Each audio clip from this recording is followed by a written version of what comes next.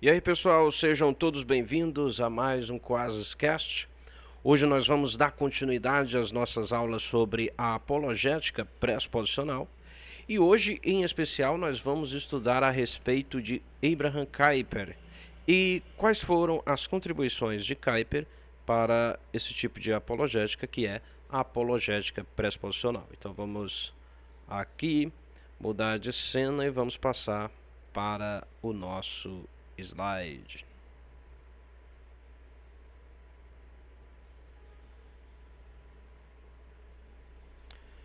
Então nós vamos falar a respeito de Abraham Kuyper, que é o embrião do pressuposicionalismo. Como Abraham Kuyper ele contribuiu para o pressuposicionalismo. Na verdade, a gente pode olhar para Abraham Kuyper como um precursor do pressuposicionalismo. Vamos ver um pouquinho da biografia dele e depois a gente vai ver o seu pensamento. Ele viveu ali nos Países Baixos entre o final do século XIX e início do século XX. Ele era talentoso e proeminente em teologia, liderança de igreja, filosofia, educação política, jornalismo e análises culturais. Então a gente percebe que Abraham Kuyper ele era alguém que transitava por diversas áreas da vida humana, por diversas áreas do conhecimento. E por diversas décadas ele foi a figura mais bem conhecida ali nos Países Baixos. E entre os anos de 1901 e 1905 ele foi o primeiro-ministro do país. Ele foi tão distinto que ele era chamado comumente de Pai Abraão e Abraão o Grande. Ele se instruiu na Universidade de Leiden, em especial sob a supervisão de J.H. Schouten, que era um influente teólogo liberal, mas ele também foi introduzido ao pensamento da ortodoxia reformada. Quando que aconteceu isso? Quando ele escrevia a sua obra de doutorado, na qual ele comparava a eclesiologia de Calvino com a do reformador francês Ian Lasky. De 1863 a 1867 ele foi pastor de uma igreja na cidade de Basel, onde ele foi profundamente impressionado pela fé das pessoas ali da sua congregação, pela fé simples de pessoas simples. E ele trocava correspondências com uma figura importante do Partido Antirrevolucionário. O Partido Antirrevolucionário era um partido que se opunha aos efeitos da Revolução Francesa ali naqueles países. E com o tempo ele passou a crer que a fé simples dos calvinistas históricos abrigavam mais verdade do que quaisquer especulações dos acadêmicos liberais. Então, a resposta a questões que ele tinha, era dada pela fé simples dos calvinistas históricos, dos reformadores e das pessoas comuns, das igrejas comuns. Em 1867, Kuyper então ele foi chamado para um pastorado na cidade de Utrecht. Em 1870 ele se mudou para Amsterdã, onde ele escreveu artigos para um jornal religioso. Em 1872 ele fundou o seu próprio jornal, o The Standard, e nesse período ele articulava e refinava a sua visão para a igreja e para a política, bem como para todas as áreas da vida humana sob o senhorio de Jesus Cristo. Ele até fundou uma universidade que pudesse articular a sua visão de uma forma livre da interferência do Estado, e essa universidade foi chamada a Universidade Livre de Amsterdã. E foi lá que ele proferiu o seu discurso que tem a sua frase mais famosa, na qual ele vai dizer o seguinte: nenhum pedacinho de nosso universo mental deve ser isolado de forma hermética do restante. E não há um só centímetro quadrado em todo o domínio da nossa existência humana sobre o qual Cristo, que é soberano sobre todas as coisas, não clame, é meu. Neste particular, então, Kuyper ele vai seguir Calvino. Ele vai descrever, então, ele vai escrever uma obra na qual ele vai falar sobre o calvinismo como uma visão de mundo abrangente, né, como uma cosmovisão. E os títulos dos capítulos são Calvinismo, um sistema de vida, Calvinismo e religião, Calvinismo, e político, calvinismo e ciência, calvinismo e arte e calvinismo e o futuro.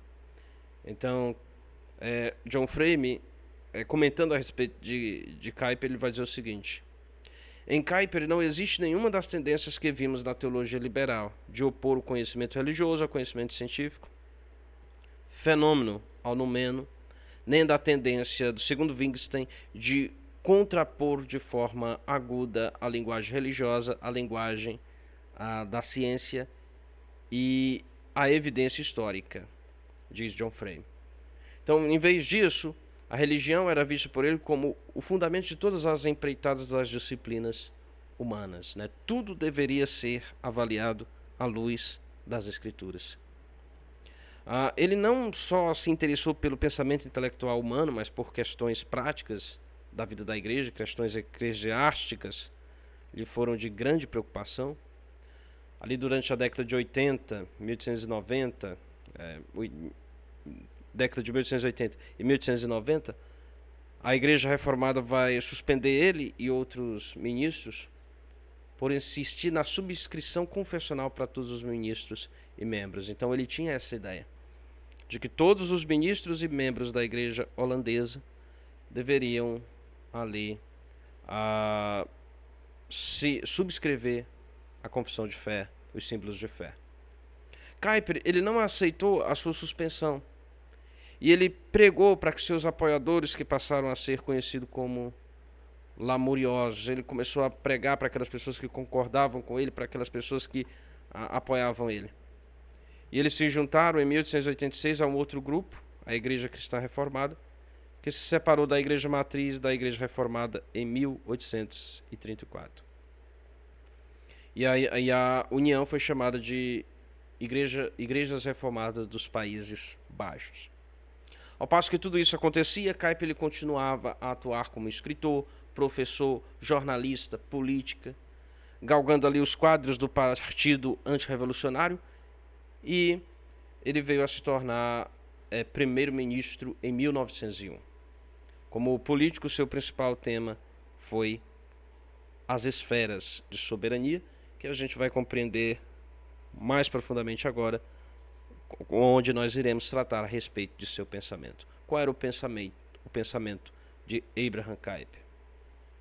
Ele rejeitava a soberania popular da Revolução Francesa, na qual todos os direitos derivam do indivíduo. Então ele rejeitava essa ideia de que o poder emana do povo, bem como a soberania estatal da Alemanha, na qual todos os direitos derivam do Estado. E ele via o que iria dar nisso, né? Ele via que isso iria desembocar em regimes totalitários, como nós vimos acontecer com o fascismo e com o comunismo no século XX.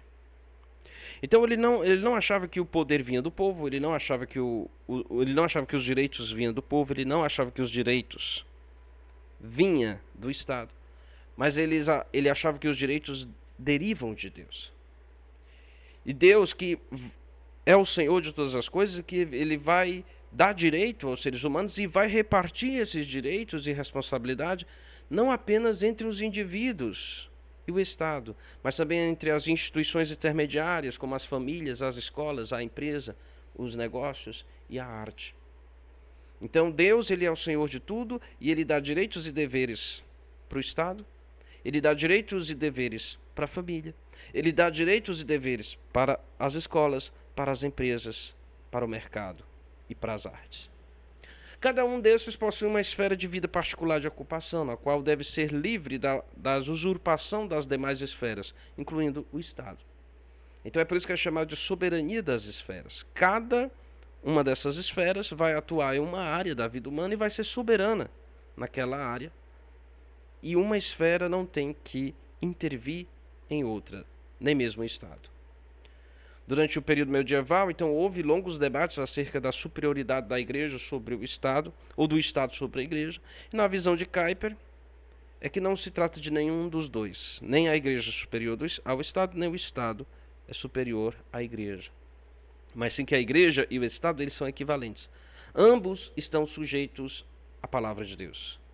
Deus é o Senhor, ele manifesta o seu poder sobre a sua vontade sobre as coisas na Escritura. Então é por isso que tanto a igreja como o Estado estão debaixo da autoridade da palavra de Deus. E é a palavra de Deus que determina a esfera de competência de cada uma dessas coisas, tanto do Estado, quanto da igreja, quanto das demais esferas. Então determinar a dimensão precisa de cada esfera é um problema difícil. E claro, Kuyper não ofereceu uma análise final e definitiva para isso. No entanto, a gente pode aqui nessas imagens haver uma distinção entre como a Igreja Católica Romana via essa questão das esferas e como Abraham Kuyper via. Para a Igreja Católica Romana, Deus é o Senhor de tudo, né? Está acima de tudo. Depois de Deus vem a Igreja, depois da Igreja vem o Estado.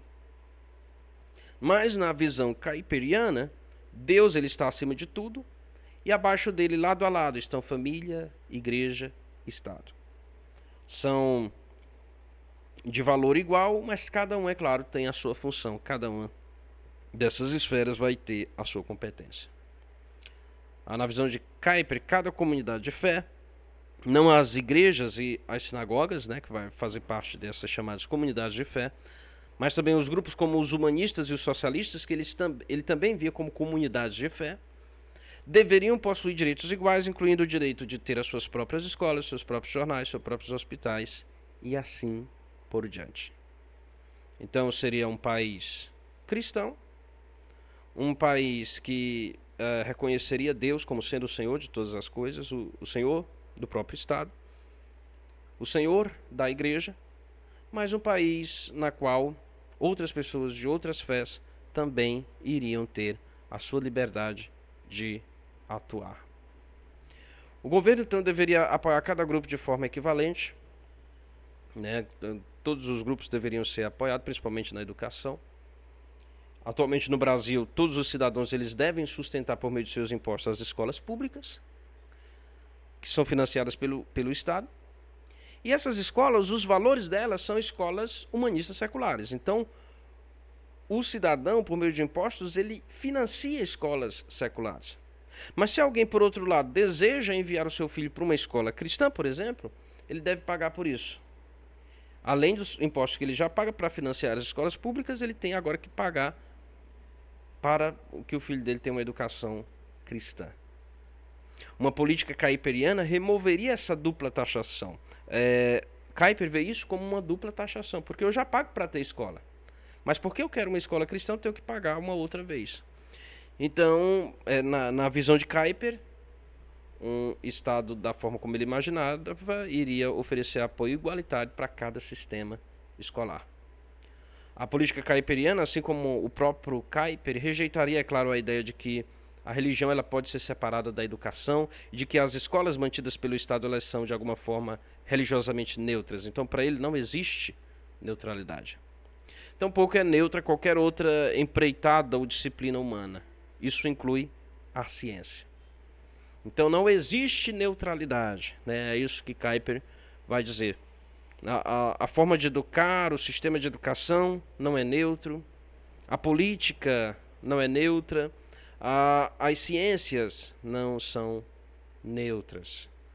Por quê? Porque o cientista ele precisa de patrocínio, é necessário que se invista, invista dinheiro para os cientistas estudarem, financie-se pesquisas. Então é claro que essas coisas são humanas, essas coisas envolvem política. Então, claro que nada disso vai ser neutro. Em seu compêndio de Teologia Sagrada, em 3 volumes, Kuyper expõe de uma forma detalhada a sua visão de que a ciência ela precisa levar em consideração o fato do pecado. Então a explicação teológica para não existir neutralidade é que existe o pecado. O fato também da queda, em conjunto com a regeneração de algumas pessoas por parte de Deus, leva necessariamente à perspectiva de que existem 2 tipos de pessoas e de que há 2 tipos de ciência. Então, Kuyper vai olhar de um ponto de vista bíblico. Ele vai dizer, Deus criou todos os homens à sua imagem e semelhança. No entanto, o homem ele foi corrompido pelo pecado. Pela graça de Deus, alguns homens foram regenerados, outros não foram. Por isso, esses homens eles vão ter visões de mundo distintas e eles vão criar dois tipos de ciência. Então há dois tipos de ciência. Existe aquela ciência que é feita pelo regenerado e existe aquela ciência que é feita pelo não regenerado. Ambas as ciências elas são universais à medida que pretendem valer para todos os fatos e demandam a lealdade de todas as pessoas. Então todas as ciências elas vão se ver como universais, vão se ver como aquelas que vão explicar todos os fatos, vão dizer para as pessoas que elas é que são a verdadeira, tanto a ciência cristã como a ciência não cristã. E nesse sentido, a teologia, o conhecimento de Deus, ele tem um papel fundamental entre todas as ciências. Aquelas que lidam com o homem, a saber, as ciências naturais, os estudos médicos, filológicos e jurídicos, eles estão sujeitos à atividade da teologia. Então, os cristãos, eles devem analisar todas as áreas da vida à luz da teologia. E a teologia, por sua vez, encontra seu objetivo de investigação no conhecimento revelado de Deus, né? A revelação geral, a revelação especial, ético, né? Que é o conhecimento que o homem pode ter de Deus. E ele adentra mais adiante em pormenores, demonstrando que o conhecimento ele deve se basear nas escrituras infalíveis. Então, o cristão, quando ele vai fazer ciência, quando ele vai para o seu trabalho, ele não deve guardar a Bíblia na gaveta. Mas ele tem que olhar tudo do ponto de vista de Deus. Ele tem que olhar tudo à luz das Escrituras. Cientistas não cristãos, é claro, eles não irão aceitar a revelação do Deus cristão como fundamento do seu trabalho científico. Isso é algo que Kuyper ele não ignora que cientistas não cristãos não irão aceitar a ciência cristã. Por essa razão vai ter uma antítese entre os dois tipos de ciência. Então vai ter dois tipos de ciência: ciência cristã e ciência não cristã. E elas, em algumas vezes, elas vão chegar a conclusões diferentes. E essa antítese deve ser mantida. Os cientistas cristãos, então, eles buscam realizar todo o seu trabalho, em conformidade com as Escrituras, para a glória de Deus. Já os não cristãos, eles evitam essa metodologia a qualquer custo. Seria então uma questão que vai surgir disso, já que vai ter dois tipos de ciência, em que, em alguns casos, elas vão chegar a resultados diferentes. Porque os dois eles têm visões de mundos diferentes. Então seria impossível que cristãos e não cristãos cooperem em investigações científicas. Kuyper pensa que o cristão e o não cristão eles compartilham de um terreno comum nas ciências naturais. Então, quando eles analisam as ciências naturais, eles estão analisando a mesma revelação de Deus, a revelação natural. Mas eles não vão ter terrenos em comum nas ciências espirituais, como, por exemplo, a teologia. Então eles podem concordar quanto a pesos, medidas, mas não acerca da natureza de Deus. Quem é Deus? O que é Deus? Né? O que Deus quer dos seres humanos? Então um secularista vai dizer Deus é um conceito humano. Deus foi criado para que fosse dominada as massas. Então eles vão ter conceitos diferentes acerca de Deus. Mas em outras questões, como pesos, medidas e tudo mais, matemática e tudo, eles podem ter o mesmo entendimento. Por causa do quê? Por causa da graça comum. Né? Então, essa vai ser outra ideia que Kuyper vai sistematizar. Quanto a Kuyper, embora ele nunca realmente se dê por satisfeito acerca de como os cristãos e os não cristãos eles podem cooperar na ciência, ele tem a certeza de que podem, e de que essa habilidade se deve a graça comum de Deus, a benesse não salvífica de Deus para com os não eleitos. Por isso, Kuyper dedicou outra obra em 3 volumes ao tema da graça comum. Então, a graça comum vai ser baseada naquilo que Jesus diz. Ele dá tanto aos crentes como não crentes o sol. Ele faz com que a chuva caia tanto sobre crentes como sobre não crentes.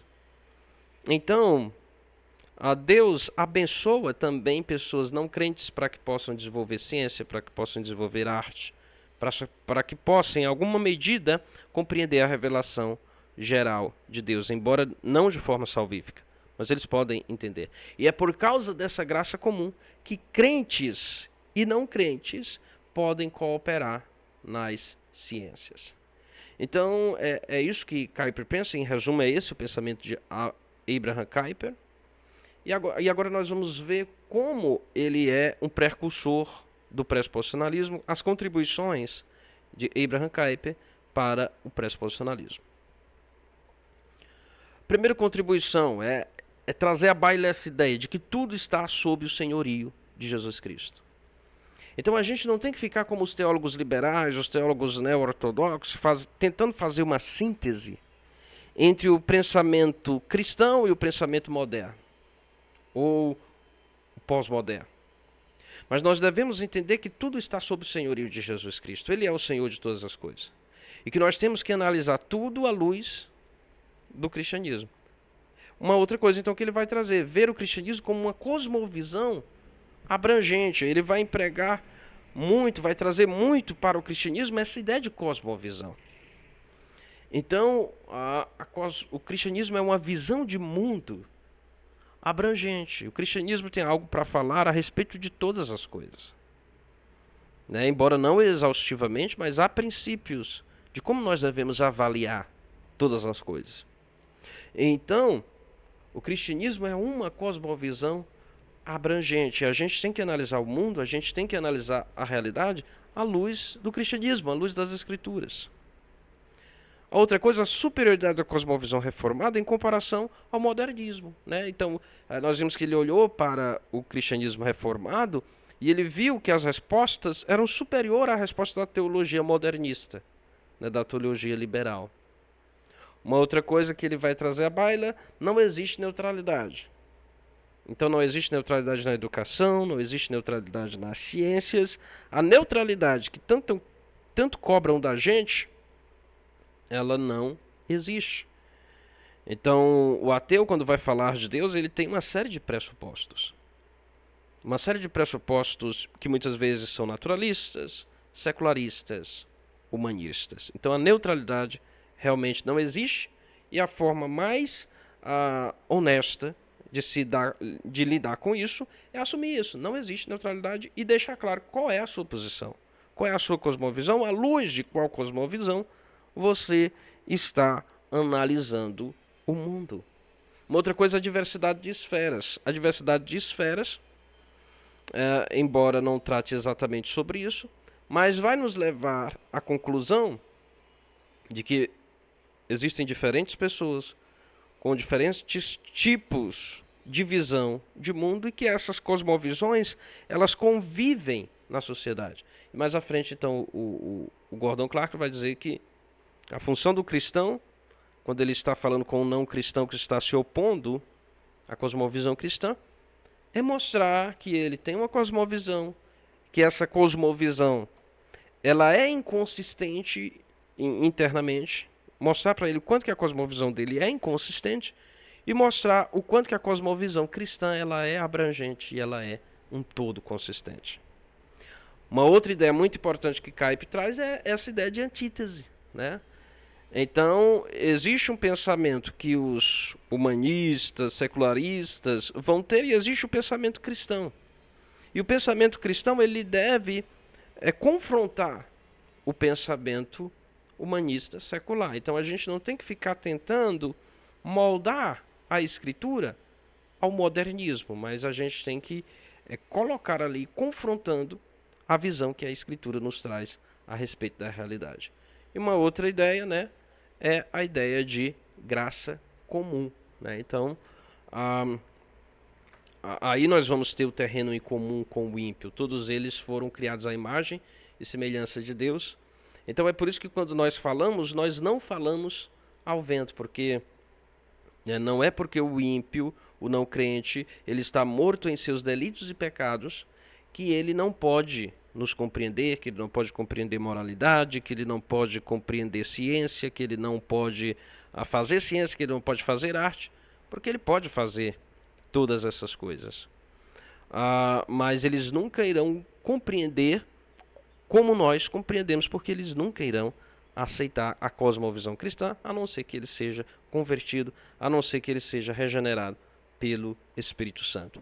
Então são essas as contribuições que Abraham Kuyper ele vai trazer para a apologética pressuposicionalista. E mais à frente a gente vai ver que a apologética pressuposicionalista ela trata-se não somente de um método de se defender a fé, de debater, mas que a apologética pressuposicionalista ele exige de nós toda uma mentalidade pressuposicionalista. Quando a gente tiver essa mentalidade pressuposicional, então a gente vai conseguir aplicar o método pressuposicional de forma eficiente.